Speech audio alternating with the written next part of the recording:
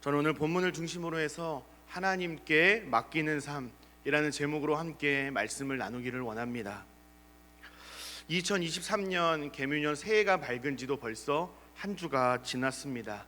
여러분 새해 복 많이 받으시고 또 받으신 복 마음껏 누리시는 2023년 되시기를 간절히 소망합니다. 2019년에 개봉한 기생충이라는 영화가 있습니다. 무려 1031만 명이 영화관을 찾아 이 영화를 봤다라고 합니다. 네 5명 중에 1명은 이 영화를 봤다라고 해도 과언이 아닐 정도로 어마어마한 숫자입니다. 이 기생충이라는 영화의 잘 알려진 대사라고 할까요? 명대사라고 할까요? 화제가 되었던 대사가 있습니다. 여러분 뭔지 아십니까? 힌트를 좀 드리겠습니다. 영화 속에서 송강호가 이 아들의 당찬 포부에 감탄하듯이 뱉은 아주 짧은 말인데요. 너는 계획이 다 있구나 라는 말입니다. 아마 영화를 보신 분들은 다 그 장면을 쉽게 떠올리실 겁니다. 우리가 다 계획을 하지만 계획대로 이루어지지 않는 것이 우리의 삶인 것 같습니다. 저도 어제 대형마트를 아주 잠시 짬을 내서 다녀왔습니다. 꼭 필요한 것 몇 가지만 사오자 라고 이야기하고 갔는데요, 정말 필요한 것만 잘 빠르게 담았는데 계획과 달리 꽤 많은 돈을 쓰고 왔습니다. 이처럼 우리는 살아가면서 무언가를 계획하며 살아갑니다. 또한 그 계획대로 살아가고자 애씁니다. 그러나 아주 치밀하게 짠 계획이라고 하더라도 그 계획대로 되지 않을 때가 너무나도 많은 것 같습니다. 여러분은 어떠십니까? 지금까지 여러분이 계획하신 일들 중에서 얼마나 많은 일이 실제로 이루어지셨습니까? 아마 내가 생각하고 바라는 대로 모든 것이 다 이루어졌다라고 하시는 분은 아마 별로 없으실 것이라고 생각합니다. 오죽하면 계획대로 되지 않는 것이 인생이다라는 말이 나왔겠습니까? 우리의 인생이 계획대로 되지 않는다 하더라도 우리는요, 그럼에도 불구하고 계획을 세우고 그 계획대로 살아가야 합니다. 교회는 예년 결산을 바탕으로 해서 예산을 책정해서 교회 운영을 합니다. 또 교회의 부서들도 마찬가지죠. 연간 계획을 짜서 그 계획대로 1년 운영을 합니다. 가정도 직장도 사업장도 동일할 것이라 생각합니다. 심지어 대출 회사의 무과장도 대출은 쉽고 빠르게 그러나 계획적으로 해야 된다라고 광고하지 않습니까? 2023년을 시작하는 이 중요한 시점에서 우리가 2023년을 어떻게 살아가야 할까? 이 잠언을 기록한 지혜자의 권면을 통해서 하나님의 마음을 함께 고민하는 시간을 가지면 좋겠습니다. 오늘 본문은 우리가 인생의 여정 속에서 우리가 반드시 기억해야 할 내용들을 말씀해 주고 있습니다. 우리 1절 말씀을 같이 한번 읽어보도록 하겠습니다. 잠언 16장 1절 말씀을 함께 합독하겠습니다. 시작. 마음의 경영은 사람에게 있어도 말의 응답은 여호와께로부터 나오느니라. 아멘. 세번역 성경은요 1절을 이렇게 기록하고 있습니다. 계획은 사람이 세우지만 결정은 주님께서 하신다. 이렇게 되어 있습니다. 마음처럼 일이 풀리지 않을 때, 일이 계획대로 되지 않을 때, 내 인생은 왜 이렇게 안 풀릴까? 뭐가 문제일까?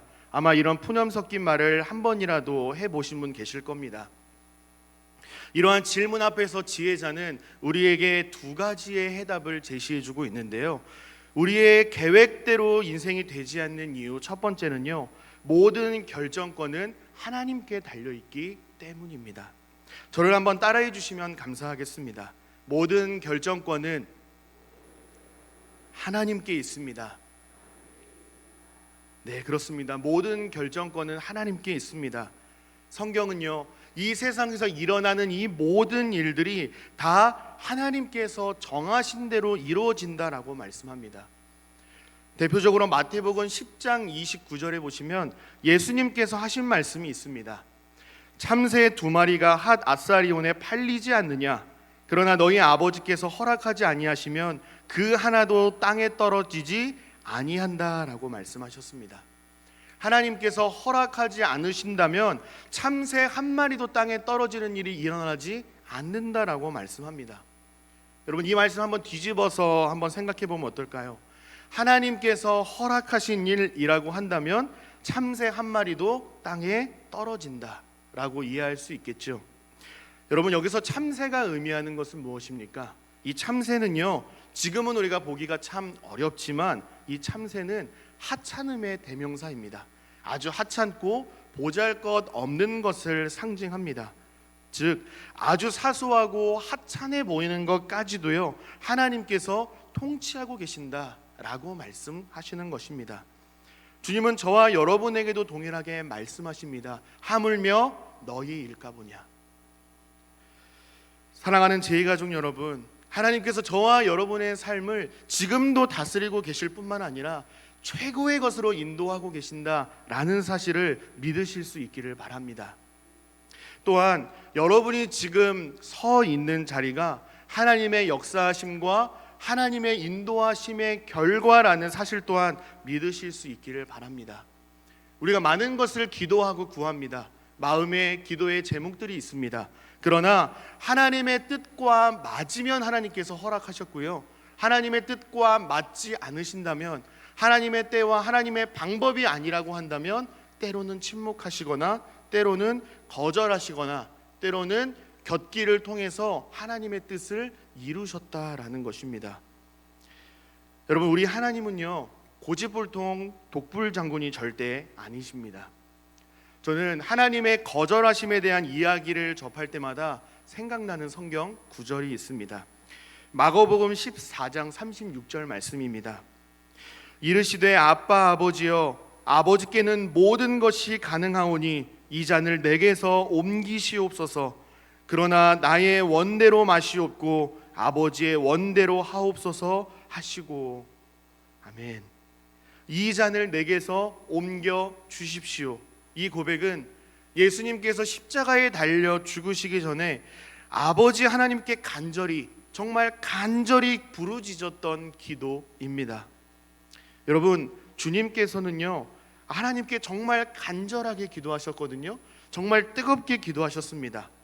그러나 하나님은 그의 기도에 거절하셨습니다. 여러분, 만약에 이렇게 예수님의 간절한 기도를 하나님께서 보시고 들어 응답하셨다라고 한다면 어떻게 됐을까요? 지금 저와 여러분의 구원은 없었을 겁니다. 예수님의 간절한 기도를 거절하신 것이, 즉 구원하심이 하나님께서 저와 여러분을 그만큼 사랑하고 계신다라는 증거입니다. 사랑하는 성도 여러분, 우리 하나님은 독불장군, 독재자가 아니라 저와 여러분을 너무나도 사랑하셔서, 이처럼 사랑하셔서 최고의 선으로 인도하시는 좋으신 하나님이신 줄로 믿습니다. 하나님께서 나를 사랑하시고 내 삶을 인도하신다라는 이 믿음과 신뢰를 가지고 우리가 살아갈 때에 마음의 위로를 느낄 수 있는 것 같습니다.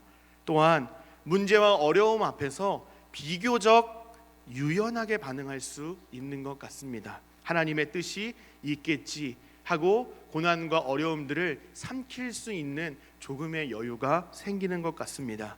그러므로 우리는 마땅히 계획하고 간절히 기도해야 하지만 결과는 온전히 하나님께 맡길 수 있는 믿음을 주옵소서라고 우리는 기도해야 합니다. 씨는 농부가 뿌리지만 열매를 주시는 분은 하나님이시라고 하지 않습니까? 하나님께 내 삶을 맡깁니다. 내 삶을 책임지신다라는 사실을 신뢰하며 살아가게 하옵소서. 기억하고 인정하며 살아갈 수 있는 믿음을 주옵소서라고 기도하는 우리 모두가 되시기를 간절히 소망합니다. 내 인생 왜 내 마음대로 되지 않는가? 그 첫 번째가 모든 결정권이 하나님께 있다라고 말씀드렸습니다. 이제 지혜자의 두 번째 해답입니다. 두 번째는 하나님의 생각과 인간의 생각이 다르기 때문입니다. 저를 한번 따라해 주시면 감사하겠습니다. 하나님의 생각과 우리의 생각이 다르기 때문입니다. 아멘. 2절 말씀을 보실까요? 오늘 본문 2절 말씀은 이렇게 되어 있습니다. 사람의 행위가 자기 보기에는 모두 깨끗하여도 여호와는 심령을 감찰하시느니라 그랬습니다. 2절 말씀은 하나님의 생각과 사람의 생각이 다르고 하나님의 시선과 우리의 시선이 다르다라고 말씀합니다. 2절 끝부분에 보시면 심령이라는 단어가 나오는데 심령은 동기라는 뜻입니다. 마음의 동기라는 의미입니다. 많은 사람들은요, 어떤 일을 했는가, 어떤 일을 안 했는가에 집중을 하곤 합니다. 대표적인 예가 주일 성수죠. 주일 예배에 참석했는가, 헌금했는가, 이 여부에 더 관심을 가질 때가 우리는 더 많은 것 같습니다. 물론 행위의 여부가 굉장히 중요합니다. 이것을 부인하는 것은 아닙니다. 행동은 믿음의 표현이 맞습니다. 따라서 우리는 행동하는 믿음이 있어야 합니다. 하지만 제가 말씀드리고 싶은 부분은요, 하나님께서 우리가 무언가를 했는가 안 했는가 행동의 여부뿐만이 아니라 마음의 동기까지도 살펴보신다라는 말씀입니다. 그러니까 하나님은 우리가 무슨 일을 하고 있는지 행위 자체에 관심을 갖기보다는 어떤 마음으로 그 일을 왜 하고 있는지 더 관심이 있다라는 말씀입니다. 어떤 목사님의 설교에서 들었던 내용입니다. 어떤 집사님께서 목사님께 이런 말씀을 하셨답니다.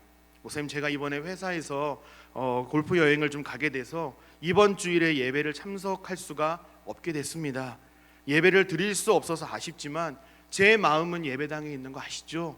라고 말씀하셨다고 합니다.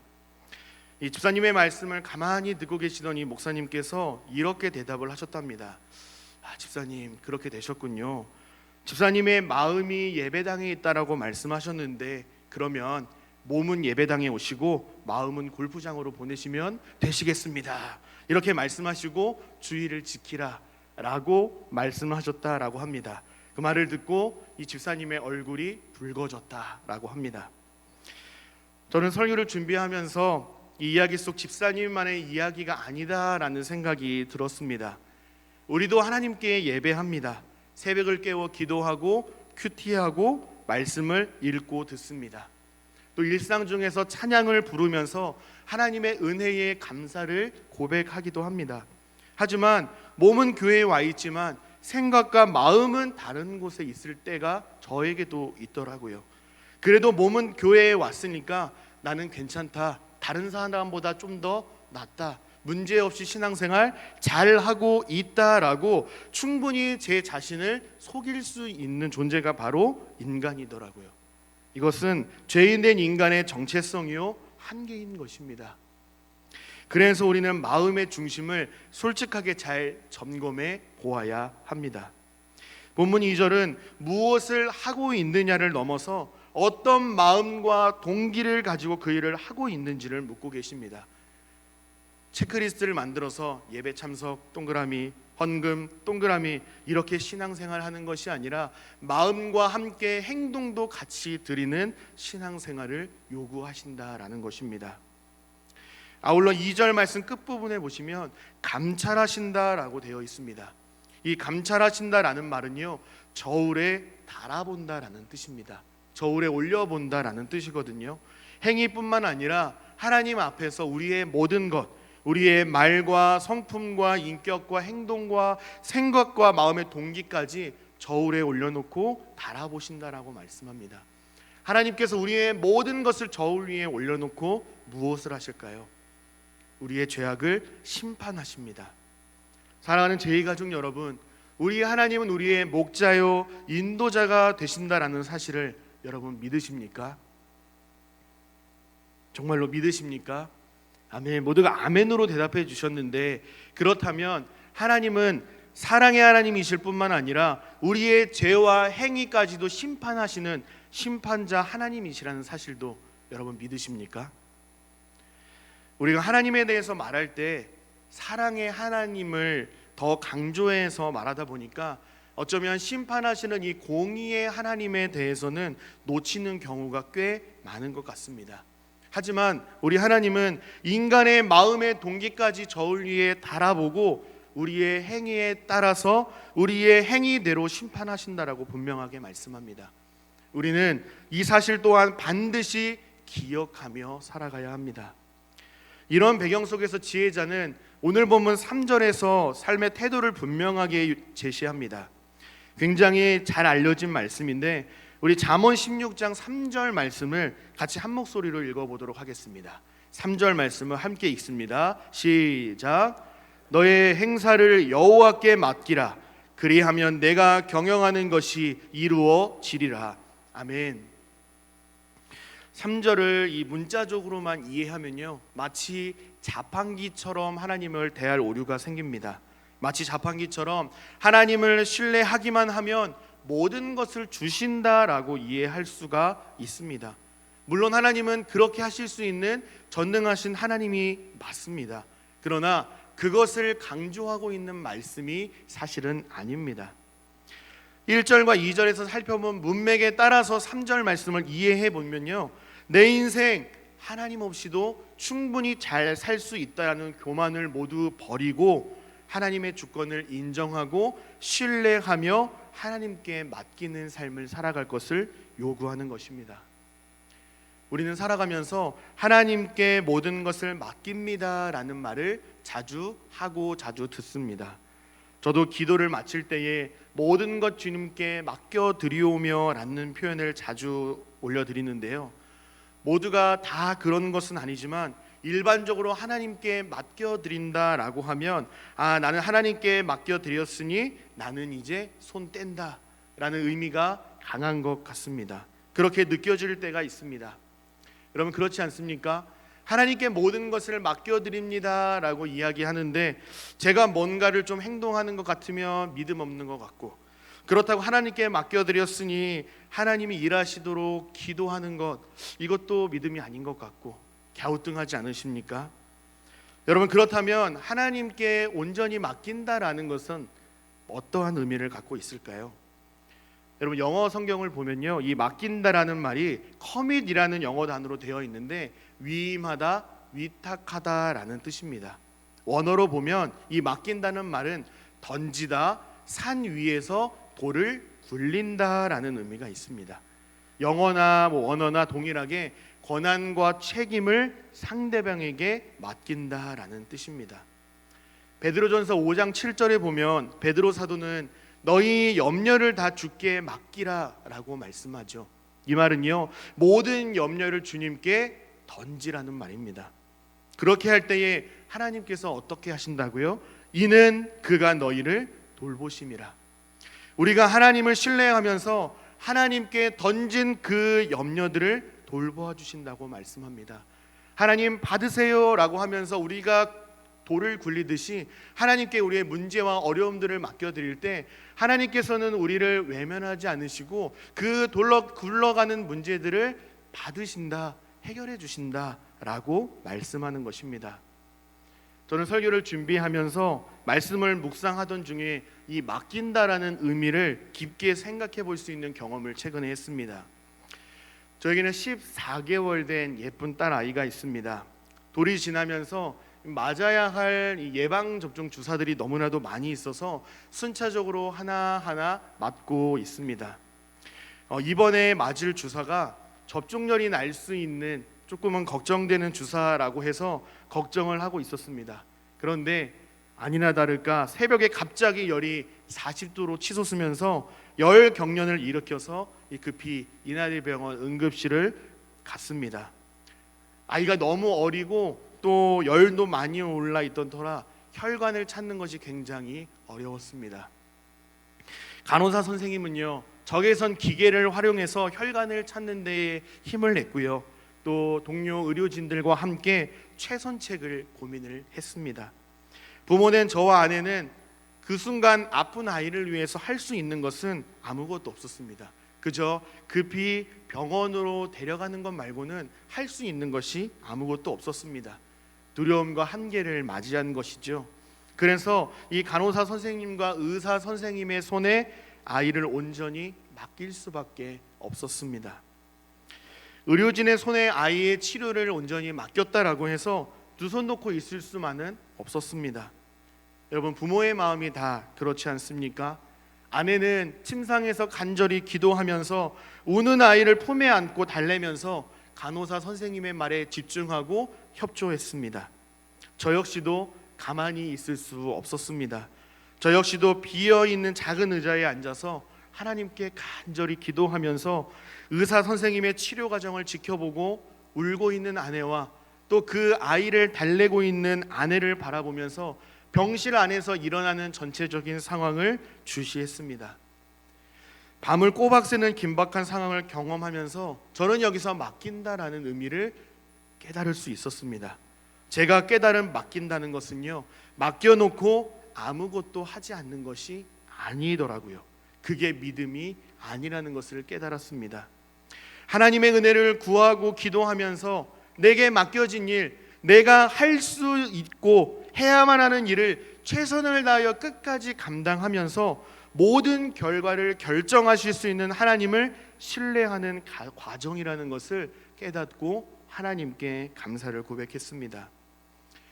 사랑하는 제2가족 여러분, 하나님께서는 우리 모두에게 우리의 모든 것을 하나님께 맡기기를 원하십니다. 또 모든 것을 맡기는 삶을 살 것을 요구하십니다. 너의 행사를 하나님께 맡기라라고 말씀하십니다. 여러분의 삶을 하나님께 던지실 수 있기를 바랍니다. 하나님을 향하여 굴리시기를 바랍니다. 하나님께 맡기고 그분을 온전히 신뢰하면 하나님께서 이루신다라고 분명하게 성경은 약속하고 있습니다. 에베소서 3장 20절에서 바울 사도는 에베소 교인들에게 이렇게 편지했습니다. 오늘 찬양으로도 고백했는데요, 우리 가운데서 역사하시는 능력대로 우리가 구하거나 생각하는 모든 것에 더 넘치도록 능히 하실 이에게라고 고백했습니다. 여러분, 바울 사도가 고백한 하나님은 어떠한 하나님이십니까? 우리가 구하거나 생각하는 것보다 더욱 넘치도록 풍성하게 일하시는 하나님이시라 고백하고 있습니다. 우리가 하나님을 바르게 알 때에, 하나님을 전적으로 신뢰할 때에 우리의 삶을 온전히 맡겨드릴 수 있는 것입니다. 제가 아픈 아이를 간호사 선생님의 손에 맡길 수 있었던 것은요, 의료진들이 의학적인 지식과 자격을 가진 자들이라는 확신이 있었기 때문에 아이를 건네줄 수 있었던 것입니다. 우리의 삶을 하나님께 맡기는 것 또한 마찬가지입니다. 우리 하나님은 우리가 구하고 생각하는 것보다, 그게 무엇이든 그보다 더 크고 선하게 이루실 수 있는 하나님이심을 신뢰하고 하나님을 향한 믿음과 신뢰를 바탕으로 우리를 부르신 삶의 자리에서 우리에게 맡기신 신앙적 책임과 의무를 잘 감당하며 결과는 온전히 하나님께 맡겨드리는 삶을 우리에게 요구하시는 것입니다. 이러한 요구에 아멘으로 순종하는 저와 여러분 되시기를 간절히 소망합니다. 지금까지의 말씀을 정리해 보면 우리의 계획은 얼마든지 할 수 있고 또한 지혜롭게 계획하며 살아가야 합니다. 그러나 모든 결정은 하나님께 달려 있고 나에게 맡겨주신 일들에 최선을 다하면서 하나님을 신뢰하는 삶을 살 것을 말씀한 것입니다. 이제 4절부터 6절까지는 우리가 하나님께 모든 것을 맡겨드릴 때에 하나님께서 어떻게 역사하시는가를 기록하고 있는데, 4절 말씀을 보시면 여호와께서 온갖 것을 쓰임에 적당하게 지으셨나니 악인도 악한 날에 적당하게 하셨느니라 그랬습니다. 하나님께서는 모든 것을 쓰임에 적당하게 지었다라고 말씀합니다. 여러분, 무슨 뜻일까요? 적당하다라는 말은 목적과 의도를 갖고 지으셨다는 말입니다. 허투루 지은 것이 하나도 없고 다 쓸 때가 있다라는 것이죠. 심지어 악인들까지도 목적과 의도를 갖고 지으셨고 그들을 통해서 역사하신다는 것입니다. 여기서 우리가 오해하지 말아야 할 것은 하나님께서 악을 창조하시는 것이 아니라 악인들을 통해서도 하나님의 역사를 이루어 가실 수 있는 전능하신 하나님이시라는 것입니다. 인간과 달리 악인들의 계략에 영향을 조금도 받지 않으시는 분이라는 뜻입니다. 몇 가지 예를 들어보겠습니다. 출애굽기를 보면 바로 왕이 등장을 합니다. 바로 왕의 그 완악함으로 말미암아 이스라엘 백성들은 노예 생활을 하면서 고된 삶을 살았습니다.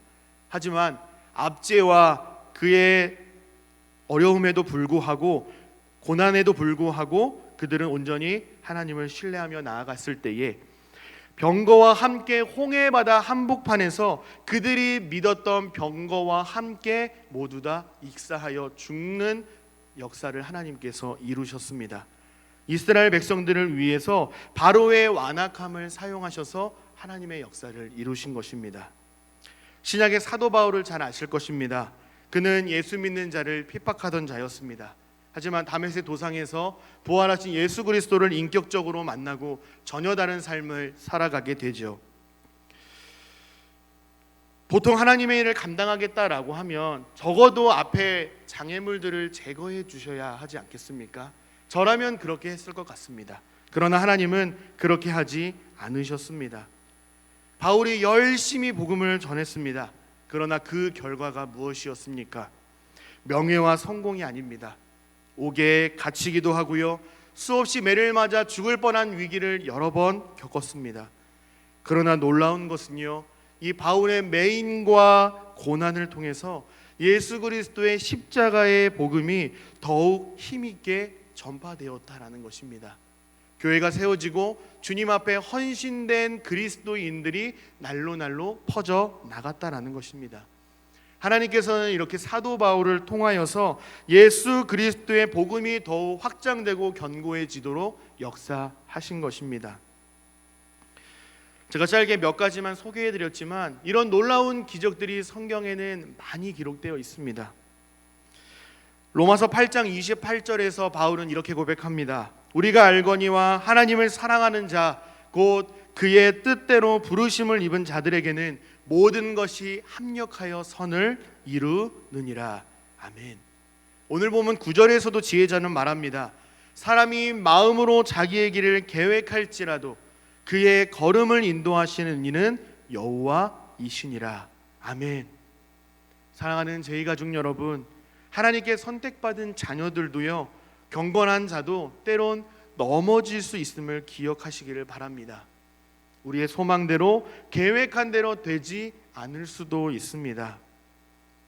마치 연초에 찬물을 뿌리는 것 같아 죄송한 마음이 듭니다. 또한 하나님 없이 살아가는 소위 악인들의 형통함을 보고 우리가 허탈할 수도 있습니다. 하지만 하나님께 모든 것을 맡기며 믿음으로 살아가는 자들을 하나님께서는 결코 포기하지 않으시고 끝까지 책임지신다라고 말씀을 합니다. 말씀을 정리하기를 원합니다. 여러분은 잘 알고 계시고 또 우리가 자주 부르는 복음성가 중에 내일 일은 난 몰라요 라는 복음성가가 있습니다. 여러분, 이 복음성가 잘 알고 계시죠? 한글로 된 찬양의 가사 잘 알고 계시죠? 오늘은 우리에게 익숙한 이 한글 가사가 아니라 영어로 된 원곡의 가사를 좀 여러분에게 소개해 드리려고 합니다. 영어를 한글로 번역했으니 두려워하지 않으셔도 됩니다. 영어로 된 한글 가사를 제가 여러분에게 소개해 드리겠습니다. 우리가 알고 있는 가사와 어떻게 차이가 있는지 한번 생각해 보시면서 가사를 들어주시면 감사하겠습니다. 먼저 1절 가사입니다. 내일 일은 난 몰라요. 난 단지 오늘 하루를 살아요. 오늘 하루 햇빛을 믿지도 않아요. 하늘은 금세 잿빛으로 변하거든요. 미래 일도 걱정하지 않아요. 주님 하신 말씀을 알거든요. 그리고 오늘 그분 곁에서 걸을 거예요. 그분이 앞길을 아시니까요. 2절 가사에는 이렇게 되어 있습니다. 내일 일은 난 몰라요. 가난이 나의 몫일 수도 있습니다. 하지만 하늘의 참새를 먹이시는 분이 바로 내 옆에 서 계신 분이에요. 내가 걷는 이 길이 홍수나 불길일 수도 있어요. 하지만 주님께서 나보다 앞서 가시며 그분의 보혈이 나를 덮어 주십니다. 후렴 가사입니다. 내일의 많은 일들을 내가 알 수는 없지만 누가 내일을 붙들고 있는지는 알아요. 그리고 누가 나의 손을 붙들고 있는지도 알아요. 원곡의 가사는 이렇게 되어 있습니다. 저는 이 찬양의 가사를 듣고 묵상하면서 정말 큰 위로와 은혜를 받았습니다. 우리 중에 내일을 붙잡고 있는 분은 아마 아무도 없으실 겁니다. 내일뿐만 아니라 심지어 1시간 뒤에 우리에게 어떤 일이 일어날지 아무도 확신할 수가 없는 것이 우리의 인생입니다. 그러나 우리가 확신할 수 있는 한 가지가 있습니다. 내일 나에게 어떤 일이 일어날지는 나는 잘 모르겠지만 나의 내일을 알고 계시고 나의 내일을 붙잡고 계시고 지금도 나의 손을 붙잡고 계시는 분이 누구인지는 확신할 수 있습니다. 여러분, 그분이 누구십니까? 그분이 누구십니까? 우리 하나님이십니다. 사랑하는 제2가족 여러분, 2023년 우리의 내일을 붙잡고 계시며 우리의 손을 붙들고 계시는 하나님께 모든 것을 맡겨드리시기를 결단하시기를 바랍니다. 2023년 모든 행사를 하나님께 온전히 맡겨드릴 때에 하나님의 뜻대로 선하게 인도하시는 우리 하나님의 인도하심과 역사하심을 풍성히 누리며 하나님께 영광 돌리시기를 주님의 이름으로 간절히 축복합니다. 아멘.